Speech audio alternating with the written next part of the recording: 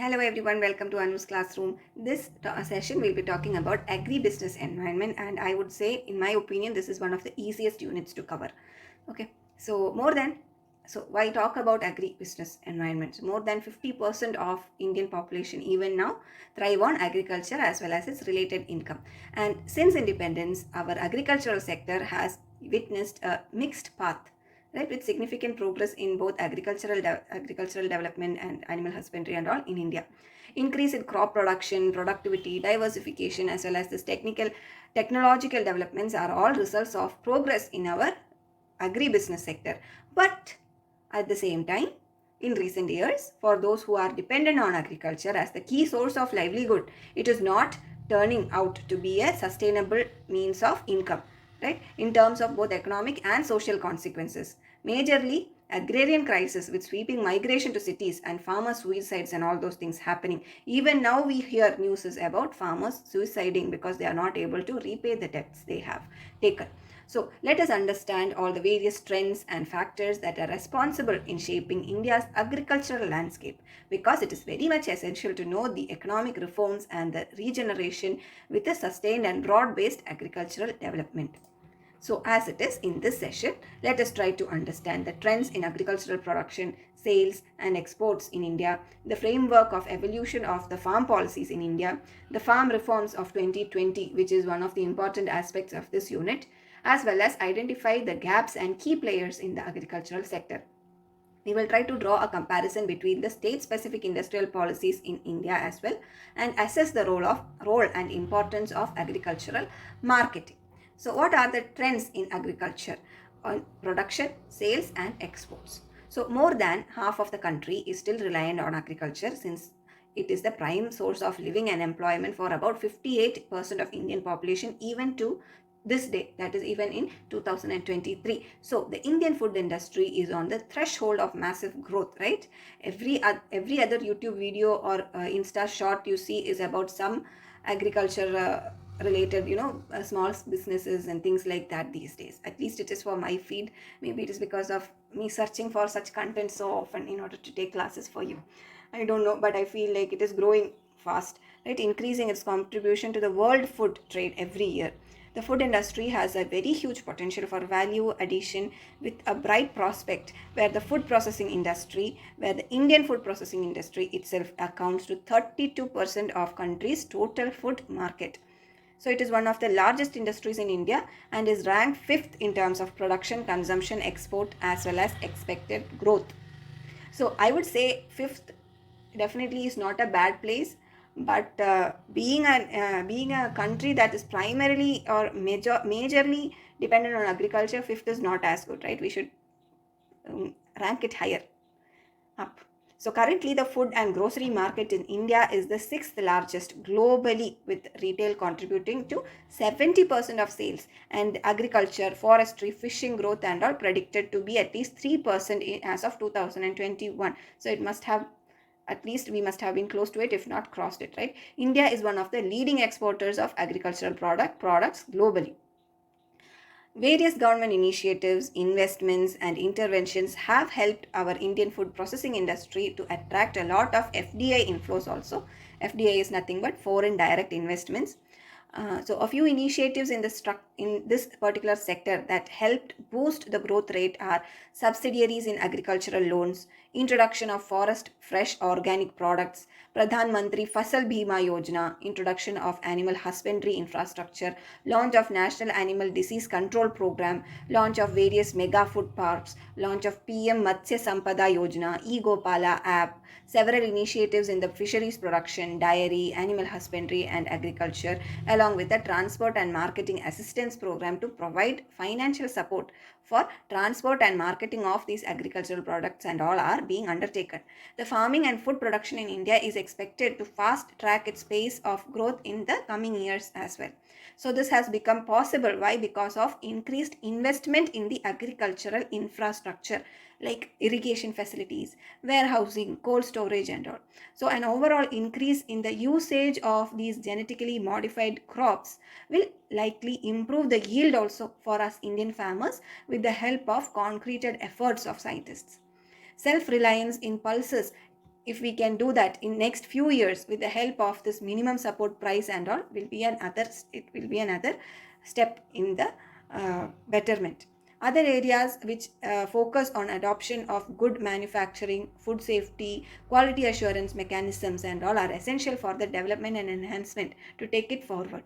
So this will immensely help us in achieving quality management as well as good hygienic practices also by the food processing industry, and it will in turn open more avenues and more benefits for those who are uh, taking part in these activities. So how is the farm policies in India evolved?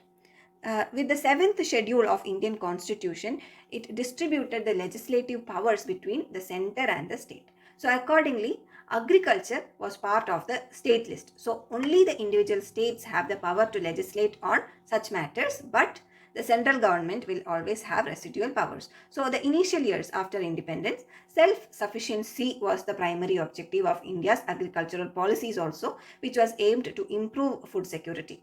The principal aim of the land reforms was to get rid of challenges imposed by middlemen, along with an improvement in the production also, while focusing on establishing worker ownership and equity in rural society.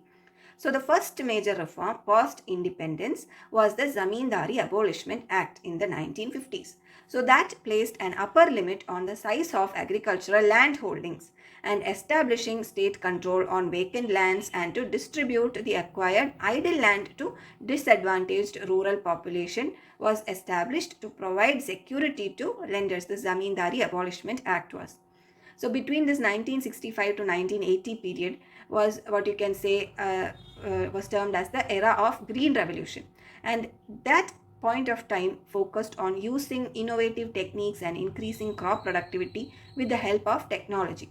India started importing high-yielding varieties of wheat and rice and adopted improved pesticides, fertilizers and irrigation methods, which led to increased food grain production.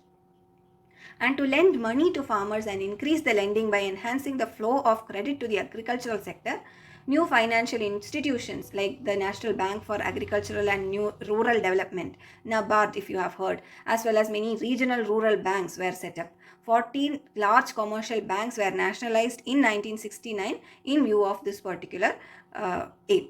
And after that, the focus between 1980 to 1991 was on improving crop production during this Green Revolution. So the corresponding years focused on expansion in the use of the Green Revolution technologies to other crops and other regions. As agricultural output rose, what happened? Production began to diversify into high-value commodities like fish, poultry, milk, fruits, vegetables and all. And in 1991 onwards, agricultural reforms lagged the general economic reforms, but over time the policies that regulated agricultural trade, once they were relaxed, it was much better. And in July of 2000, Government of India announced the country's first ever National Agricultural Policy NAP, which aimed at achieving a growth rate of more than 4% per annum in the agriculture sector alone. The objectives of this policy were to create employment opportunities for the rural population and accelerate the growth of agro businesses and explore as well as realize the massive untapped growth potential of Indian agriculture and promote a better standard of living for the rural population and discourage the relocation from rural to urban population and to overcome the trials arising due to the economic reforms of 1991. So that was the initial thing. Similarly, we had the National Policy for Farmers or NPF, which is approved by the government in 2007 and recognized the need to emphasize on the increasing of farmers' income along with production. The 5-year plans also recommended policy initiatives to enhance the working of the agricultural sector. So the National Food Security Act was enacted on 12th of September in 2013 with the objective to provide for food and nutritional safety by guaranteeing access to good amount of quality foods at affordable prices. Similarly, the Essential Commodities Act of 1955 ECA aimed at controlling the production, supply, distribution and pricing of the essential commodities to ensure that essential commodities are made available to the customers at fair prices. So under this act, center and state governments have the power to impose stock limits on the identified commodities to prevent hoarding. They can also direct a stockholder to compulsorily sell their stock to the government, regulate the prices, and ban the holding back of a product or good for sale. That was the Essential Commodities Act. After that, we also had during the 1960s and 70s, most of the states passed this Agricultural Produce Markets Regulations Act, APMC. Sorry, APMR. Sorry, that was a typo. And these acts are popularly called as the APMC Act because they regulate markets through agricultural produce market committees. Okay, so a state's APMC Act authorizes the state to set up regulated wholesale markets called mandis or APMC markets for agricultural products. The APMCs have the power to control agricultural markets and regulate all features of marketing, including imposition of mandi tax for trade taking place both on and off of the wholesale markets. This act covers the entire state and makes these mandis the required channel for trading farm produce, and it does not allow private players from setting up markets. In 2003, the Ministry of Agriculture created a model APMC Act and circulated it to the states so that they could modify their individual acts. And this was followed by the model APMC rules in 2007. And then the pricing policies also was there. The pricing policy defined in the ECA and APMC Acts was aimed at ensuring that farmers receive lucrative prices for their produce, at the same time ensuring that it is affordable for consumers. So in order to do so, the central government set up the minimum support price or MSP for 24 crops every year. The FCI and several state agencies working in support of FCI are required to procure the specified commodities from farmers at the notified prices, that is the minimum support price. But this mechanism operates effectively only for a very few commodities, primarily wheat, rice, cotton and all, and only in few states. A large number of farmers are required to trade with other buyers at prices that are much lower than the specified MSP, especially in the eastern states of India and all, due to the ineffective procurement and lack of alternate buyers. So this minimum support price is something which is lacking proper implementation, which is one of the reasons why farmers are not finding it feasible. Now, farm reforms of 2020, the memory would still be fresh, I hope. It is still, I would say, but it has died down a little. In 2020, it was a very, very, very big ruckus. Every media was covering farmers' protests everywhere, right? So on 27th of September 2020, our then President Ramnath Kovind gave his acceptance to the 3 farm bills that were earlier actually passed by the Indian Parliament. And these farm acts are Farmers Produce Trade and Commerce Act for promotion and facilitation, Farmers Empowerment and Protection, that is Agreement on Price Assurance and Farm Services Act for empowerment and protection, as well as the Essential Commodities Amendment Act. So the Farmers Produce Trade and Commerce Act for the promotion and facilitation permits farmers to sell their produce outside this APMC regulated mandis, but it does not abolish them at all. So what happens? It will provide lucrative prices to farmers via alternative trade channels. Like for example, we said, right, in especially in parts like eastern India and all, people are not getting even the MSPs. So what will happen with this particular act in place? They will get more trade opportunities. Correct? So isn't that good for farmers? Will it help farmers, or will it disturb the way they are working? Definitely help farmers, correct? It also prohibits the state governments from imposing any tax on the trade of produces outside the designated mandis. Again, is it beneficial for the farmers or against them? I feel it is beneficial. Farmers' Agreement on the Price Assurance and Farm Services Act was meant for the empowerment and protection. So in this act, we are aiming to create a national framework for contract farming. Although contract farming is a legal thing prior to the enactment of this act also, what this act aims at is to provide a complete comprehensive outline for such an arrangement. This will enable farmers to contract a guaranteed price for their produce prior to production or sowing itself. Like you might have heard of it a few years back, there was a big scandal where the potato variety which was supposed to be used for making our Lay's chips got somehow like sold differently or something like that. There was a scandal like that. I don't remember exactly the details of it. So in that, the farmers were the people who got hit mainly. Obviously, it is the rich who has the control, and the poor will have to be the puppets, right? So the farmers were hit a lot, especially in the northern areas like Punjab, Haryana, and all, where this farming mainly happens. They were a lot hit a lot, I guess. If any of you are from that region, maybe you guys can throw more insights into it. So this particular act, aimed at empowering and protecting contracts, the farmers who get into contracts with companies for production. So again, I believe this is a beneficial act only for farmers. Similarly, the Essential Commodities Act of 2020, so we earlier talked about the Commodities Act, right? So this is Essential Commodities Act, ECA. So this is an amendment. So this amendment states that the government of India will list few commodities as essential and will control their supply and prices only in case if there is a war, famine, or extraordinary price rises or any natural calamities. Okay, only in these cases only government of India will control the supply and prices. Otherwise, it will not involve. Other produce including cereals, pulses, potato, onion, or edible oil seed and oils will be deregulated. The Amendment Act also states that the government will impose stock limits on essential commodities only when the rise in price is at least 100% for horticultural produce and 50% for non-perishable agricultural produce. So what will happen?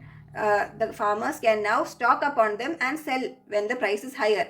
Earlier it was not like that. We were not supposed to stock up essential commodities, correct? Now they can. So again, if you know how to rightly use these acts, is it beneficial for the farmers or bad? I again feel it is beneficial, but I don't know why majority of the farmers in India feel that it is not beneficial. I myself am not a farmer, so maybe I am not the right person to speak upon it. But when you read the act, at that time I had gone to the Government of India's official website and read the act as it was passed, and I did not find any bad in it. But rather I felt like a lot of restrictions were going away and the farmers can actually make use of it. But then the nation itself had a different idea, like all the political parties apart from NDA and the farmers had a different idea. So it is, I guess, still not enacted, this farm reforms. It is still remaining as an act only. So as I said, right, the enactment of all these acts created fear in the minds of farmers, and it led to widespread protest. And despite several rounds of talks, the government and the farmers have not been able to arrive at a mutually agreeable solution. The farmers fear that this increased private sector participation will lead to their exploitation and their interest will not be safeguarded. Although the government has made several attempts to pacify the farmers, they have all been in vain. So these amendments are still under stay from the court. What are the key players in the agricultural sector? So the mediators in the agricultural sector can be classified into 5 groups, like merchant middlemen, agent middlemen, speculative middlemen, facilitative middlemen. That is only 4, right? There is one more. Yep, and there is one more, processors. I missed to add it in this slide. My bad. Okay, so these are the 5 groups: merchant middlemen, agent middlemen, speculative middlemen, facilitative middlemen, and processors. So merchant middlemen are the ones who take title of the goods they deal in while buying and selling. Their earning or loss will depend on the sale and purchase prices. So they could be wholesalers who buy agricultural commodities in large quantities directly from farmers or from other wholesalers. There could be retailers who buy from these wholesalers and sell it directly to the customers in smaller quantities. Retailers are, you can say, the people who are closest to customers in the marketing channel. There could be village merchants who are vendors or retailers who move from village to village to directly purchase the produce from the cultivators. Mashaka holders or big retailers who often act as small wholesalers and they majorly deal in fruits and vegetables. So they also usually sell to bulk consumers like, say, hotels, paramilitary units, or small scale retailers and vendors and all. But over the years, they have also started dealing with all types of customers without any minimum quantity considerations or constraints. And they are also right now working like ordinary retailers only. Agent middlemen are basically representatives of clients and do not own any products. They act as negotiators between sellers and buyers and will help them in the sale and purchase of products. They usually receive a commission or brokerage on the sale. They could be commission agents or brokers also.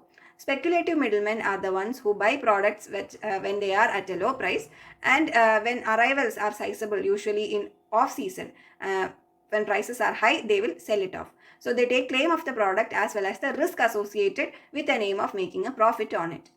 Similarly, facilitative middlemen facilitate buying and selling while assisting in the marketing process. So they get their income in the form of fees or service charge, since most of them are laborers who help in the physical movement of goods or products while loading or unloading them and all. Weighmen, graders, all these people fall into this facilitative middleman category. Similarly, processors, we have the fifth category, that is processors are the ones who hire agents to buy for them from areas where production is high, either is high and bringing on their businesses either on their own or on a custom basis. So what is the role and importance of agricultural marketing? Marketing is definitely important for any industry. It is not any different for agriculture too. So in any sector, marketing will help in encouraging the process of production and consumption, thus accelerating the pace of the fiscal development, correct? It is applicable in agricultural sector also. In agricultural marketing, it helps optimization of resource use, output management, increase in farm income, widening of markets, in the growth of agro-based industries, transmissioning of price signals which will allow farmers in scheduling and arranging their production in accordance with the needs of the economy, adoption and spread of new technology, employment creation, addition to national income, and thus in general improved living. So as the session we are drawing to a close, again I would like to point out that it is in this particular unit the most question that has come up is from the farm reforms of 2020, as well as the key players in the agricultural sector and the role of agricultural marketing. So these three are the most important points or frequently asked parts of this particular unit. All in all, I feel like this is an easy chapter, easy scoring chapter if we we compare it with others. That is my personal opinion. So I would suggest to try and cover the important topics at least thoroughly before you appear for your term and examination. But before we wind up, as an exercise, I want you to pen your thoughts on what you feel could be the shortcomings of the farm reforms of 2020 and how you think we can overcome them. Okay, by making some amendments to these three acts, like why you think the farmers think from the farmers' perspective, and just down why they might be protesting, and what change in the act could we suggest to be brought about, so that negative aspect of that particular act can be overcome. It is not enough, right, to just point out the shortcomings. We are managers, we are future managers. We are not simply critics sitting here to criticize everything. We are the people who are going to find opportunities in the weaknesses and threats, right? We are the ones who have to find the strength and opportunity in the weaknesses and threats. So think about it and suggest, write down your suggestion as to how we can improve the farm reforms of 2020. I hope to see those comments. I'm eagerly waiting for them. Thank you so much for tuning into Anu's classroom. Take care. Bye-bye.